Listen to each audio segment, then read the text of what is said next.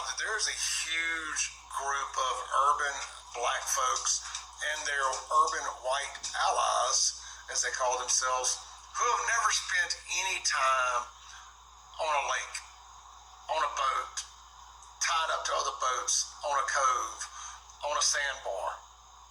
Because the reactions and the assumptions about this Nolan Wells drowning and the way they're trying to tie all these things into some grand conspiracy clearly tell me that you people have never spent any time on a boat.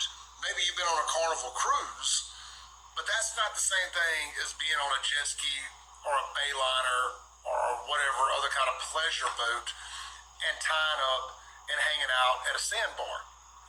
Because you would know that half the shit y'all are saying is not anything strange or a conspiracy at all. They're all upset because they can't understand why the people that he came with would leave without him. Never mind the fact that apparently he told them to leave because they needed to go because the boat was taking on water because of a bilge pump issue. He was going to stay and ride back to mainland with somebody else.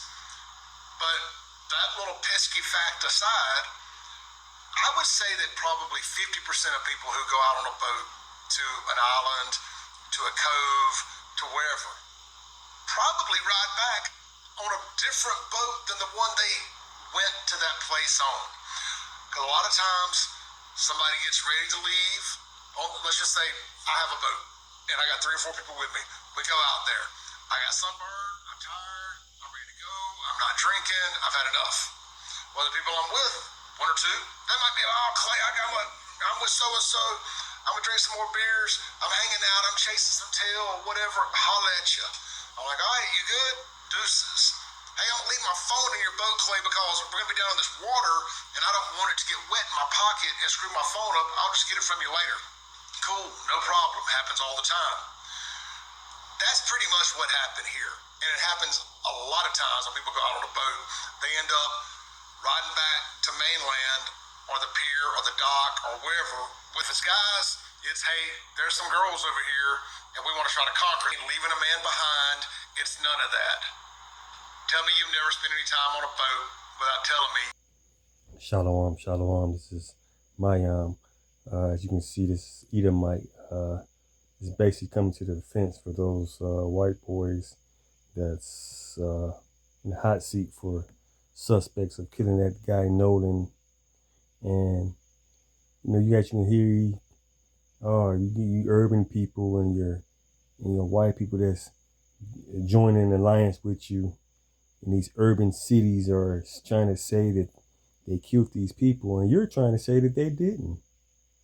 Why are you so, coming with all these stories and stuff? Like we can't, put 2 and 2 together because we maybe don't go to islands and on a regular and things like that. Okay, granted. But it's still fishy no matter how you look at it, because we already got them on video, arguing with them guys he was with. We already have a couple videos saying that, he didn't have a girlfriend. He just met the chick. So, we see that these politicians and these other Edomites that's in these small towns, these racist Edomites coming to the defense, trying to get ahead of the 8 ball, along with the police and everything. Listen here, man. Mississippi is a racist state. It's still racist. They just let these Negroes kill themselves with the, alcohol and everything in situations, make them feel like they run things. But at the end of the day, it's still a racist, very racist state. And they can wash stuff up under the board, and that's what they're trying to do now. But let's read the scripture. This is Psalm chapter 55, verse 21. The word of his mouth was smoother than butter, but war was in his heart. His words were softer than oil, yet were they drawn swords. Man, this man, as you can see, this Edomite, man, he's smooth as butter, man. You guys don't know what, how, saying, this and that, and you know, with your white alliance, you know, you know, you can see the racism in the coded words he's using, or how he's trying to be careful of what he's saying. But at the end of the day, man, no one's believing it. Everyone's, you know, the internet, one thing about it, can see clearly that the police and the mayor down there that's akin to one of them little Edomites, you know, they all trying to get ahead of the 8 ball, man. They want to be able to kill Jake, man, without no repercussions, no one saying anything, and instill fear into Jacob, man. That's exactly what that's the motive, man. But I think the best thing is just don't hang around them, man.